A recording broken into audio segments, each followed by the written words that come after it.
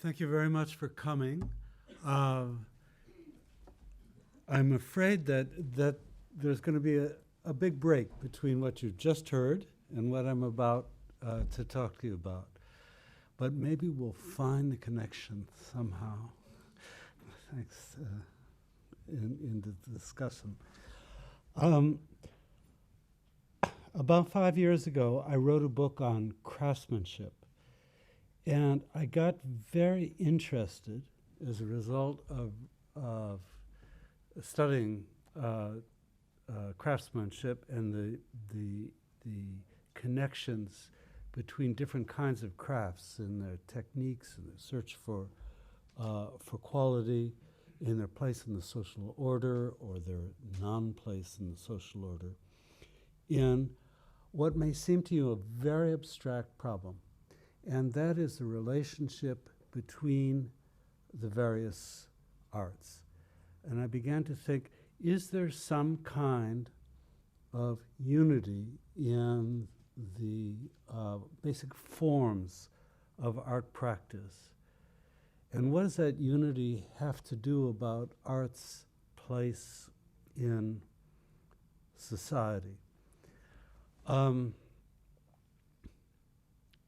The background to this is I have a night job as a working musician. I'm a cellist. And my suspicion has always been that things like rehearsal practices, the ways in which we deal with resistances, interact with other people, has something to do with the social order. And as I began thinking about this project, and I'm going to talk to you about one small part of it, I began thinking that we need to change the way we think about the relationship between art making and the social order itself. We often think of art making as a kind of representation of political, economic, material labor practices and the like.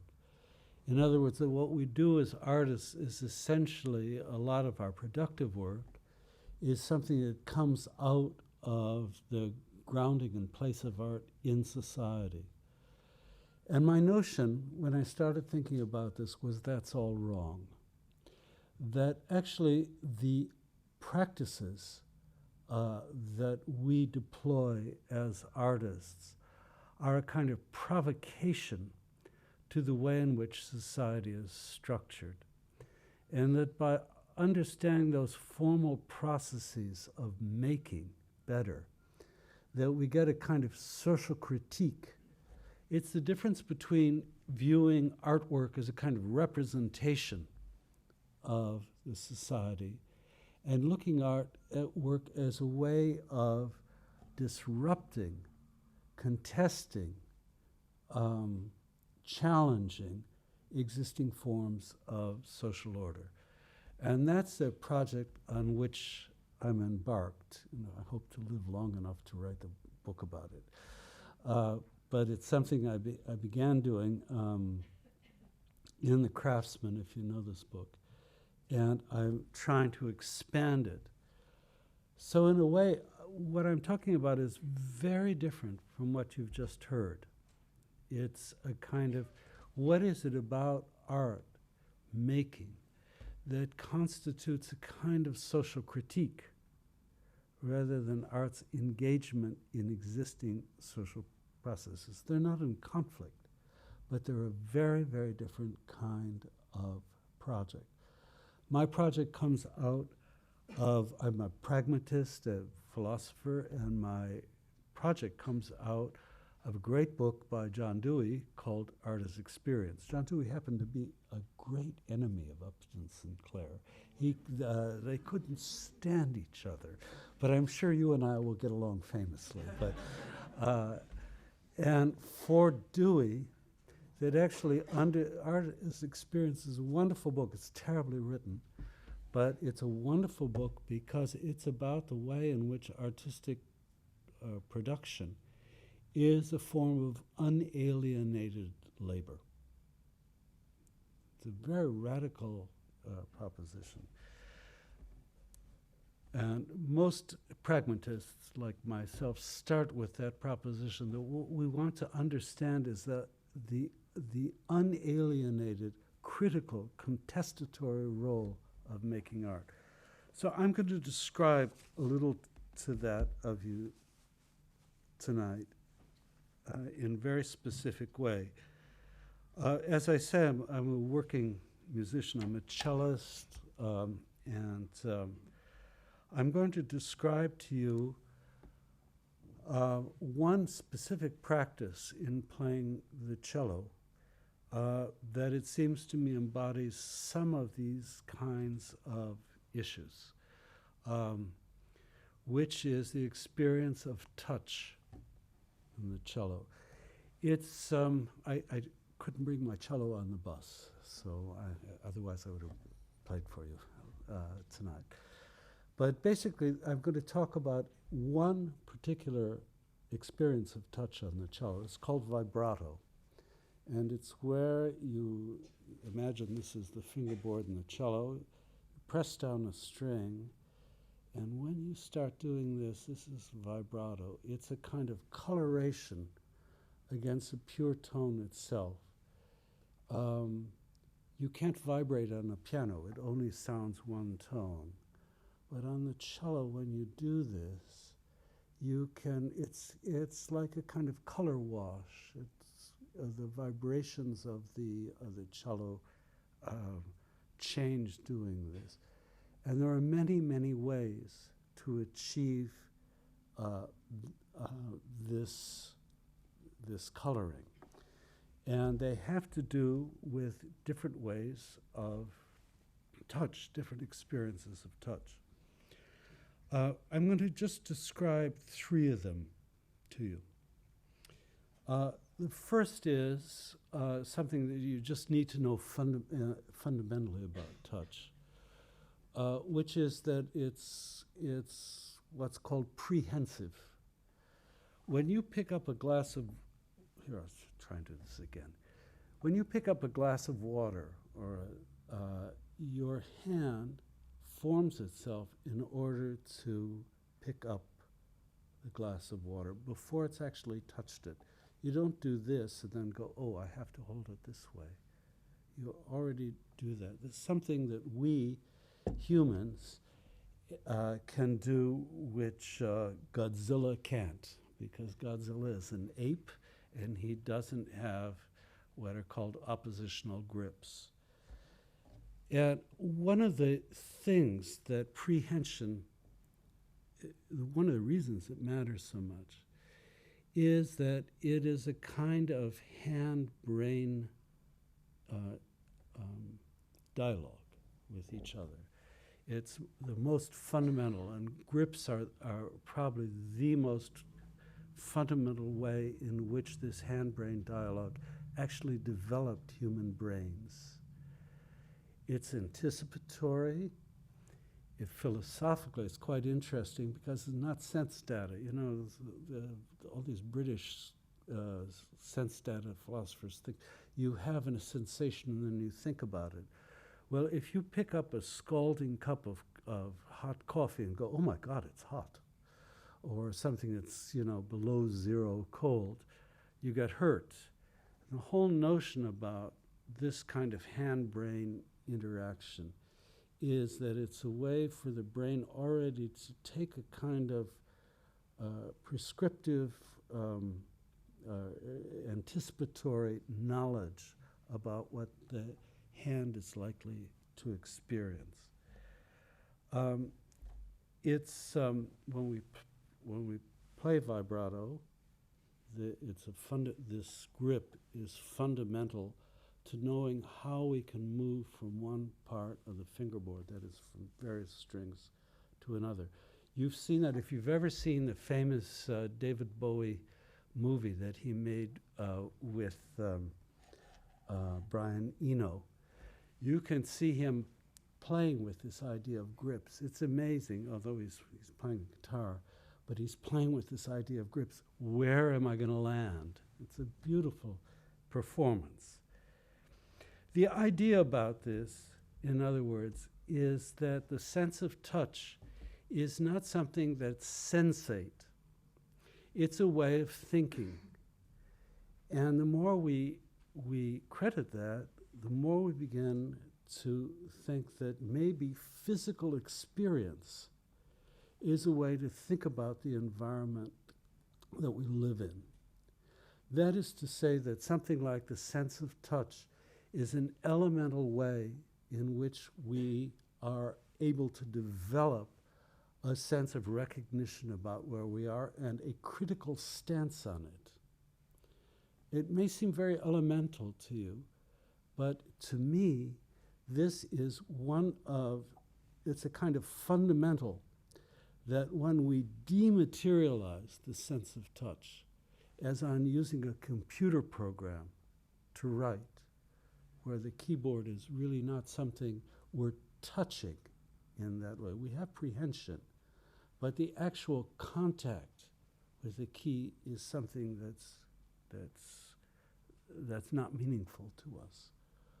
And that expands to many, many different ways about dematerializing an environment when we're just thinking about it without that physical component, that in a certain sense we're losing contact with a kind of critical thinking about what could be and how that environment could be changed.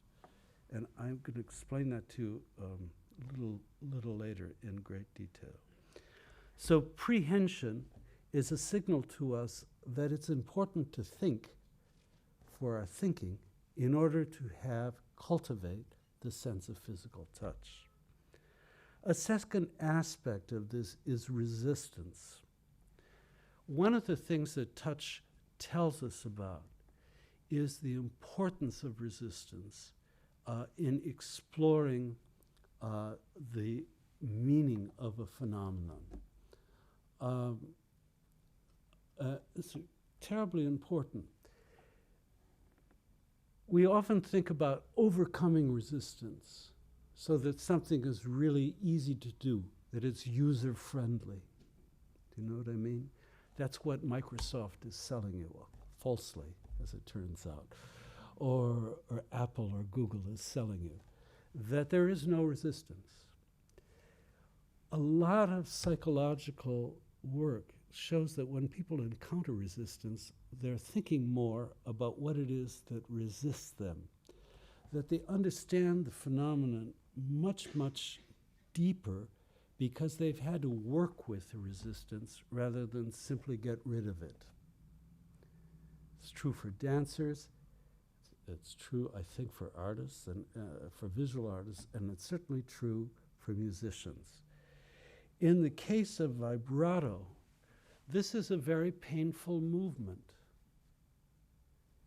It's not something that's easy to do.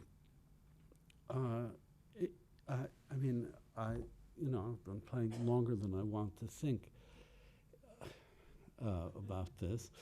But it's the movement always requires effort, and there are always things that go wrong.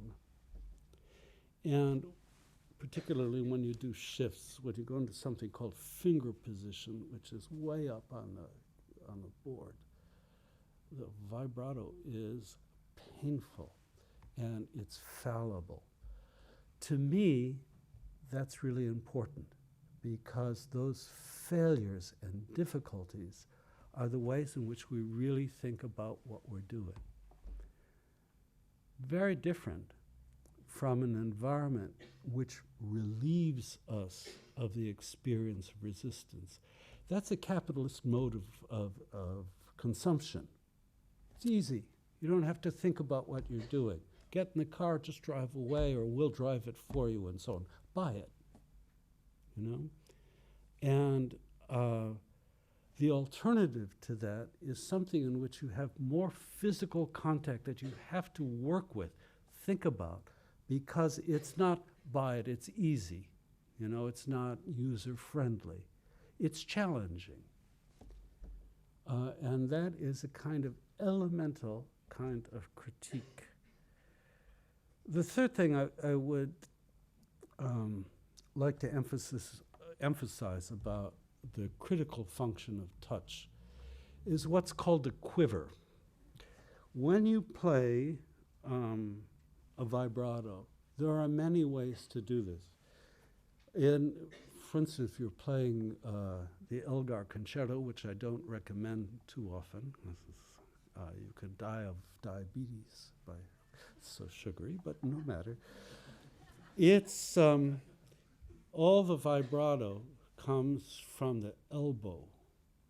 If you ever hear Jacqueline Dupre play the Watcher on video, Watcher play, it's unbelievable. She's sort of like this. The notes are wildly colored. Other kinds of vibratos are vibratos that happen at the wrist. That's this kind of vibrato. And some of them happen at the knuckle ridge. For instance, when we play most modern music, like Marteau sans maître by Boulez, if we can play it, that's a vibrato that happens here because it's dealing in microtones, and that's the way you make them. The thing about this is that these are a quiver of techniques to perform an expressive act. And what they challenge is the notion that there's a kind of optimum between form and function, that there's a one best practice in order to achieve a particular form of expression.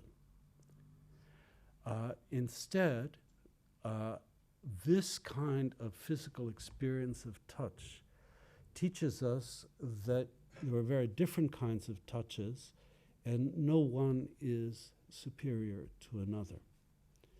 The way society is structured now, the notion of best practice has become a kind of tyranny. We know it in the business world. It's also something that in the academic world we know, etc. But if you think about what touch does, that quiver, like a bunch of arrows that you've got that you can do, the notion of finding a best practice makes no sense. Instead, it's an alternative measure of how well you can do a particular thing to accomplish a particular end. Either, pour out honey in the Elgar Concerto, or pour out vinegar in the Boulez Marteau sans maître. So this is the kind of thing I'm playing around with in this book. And I want to show how, for instance, a book goes into great detail about this, the relationship between the sense of touch in music and in drawing. Drawing, which is an alternative practice to just connecting up points on a computer screen in order to generate an object. Drawing involves resistance, it involves head-hand thinking, and it involves a variety of ways of joining up, of making a line rather than drawing points. My notion about this is that the more that we can understand these kind of fundamental properties of expression in the arts, the more we develop a critical language for challenging ordinary ways about thinking about production in society.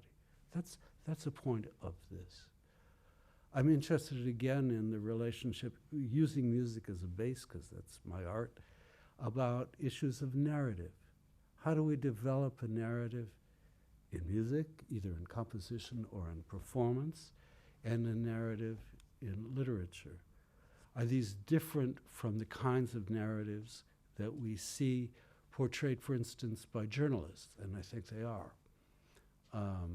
There are nonlinear narratives whereas the kind of narratives which sell as reality always tell a very simple kind of story with a denouement and a point. I could go on endlessly about this, but you understand what this project is about. It's really thinking about the forms of art making as a critical practice to interrogate the kind of normal ways of productivity in society. And that's my new book. So I think we're doing rather different things. I mean, I haven't, I wrote a book on public realm called The Fall of Public Man. I'm interested in the public space. So, this is very sympathetic what you're doing to me, but I'm doing something else. I want to say as a final thing about this, that you at the RCA are now connected to the London School of Economics in a project on art in the public realm called Teatro Mundi. And Adam Kaza, who is a lecturer here, is the director of this. I'm the chairman of its board. And it's a project that operates in London, Paris, New York, and Berlin. And if you're interested in questions of public realm and art making, you should be in touch with him. He must be up on your website somewhere, yeah. We've just made this connection 3 months ago. So, and we really want to get students, we have no students really involved in Teatro Mundi so far. It's only existed for 3 years. But we'd like to involve students and young people generally in this. So if the kinds of public realm issues that either one of us have been talking about are appealing to you, do be in touch with him. Well, thank you for listening to this. I'm just at the beginning of this work. I hope I live long enough to write the book. So does my publisher, who keeps sending me sort of anxious things. How are you feeling? Things like that. But so that's what I'm doing.